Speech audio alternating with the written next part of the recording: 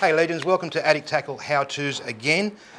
This week I'm going to touch base on a little bit of high-end gear versus mid-range gear.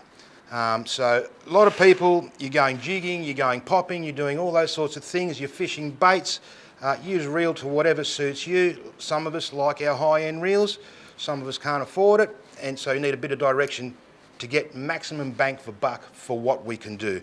So look, if I'm jigging offshore, 3PE and all that sort of stuff, I do like my little ghosties are a good all-round mid-range intermediate reel for that. Good drag, water protrusion's quite good.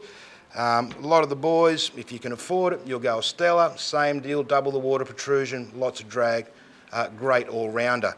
If you do a bit of research, as much as we like to make a good sale, we also got to be honest at the same time. If you do a little bit of research, ask the question, Jase, I want to do this, I want to do that, guys. There's a few other reels variants on the market, little Cedros in your Akumas, 4,000 for my light jigging applications. I still got 15 kilos of drag, and I've got a dual force drag system in there. So these little guys, for a couple $100, do everything I want it to do.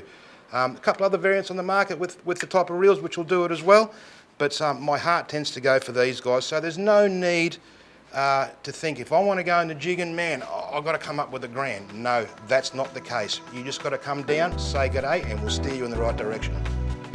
Thanks for watching the video, guys. Please subscribe to our YouTube channel. Hit the notifications bell there so you'll know every time we send out a new how-to video. We just want to help you guys catch more fish more often.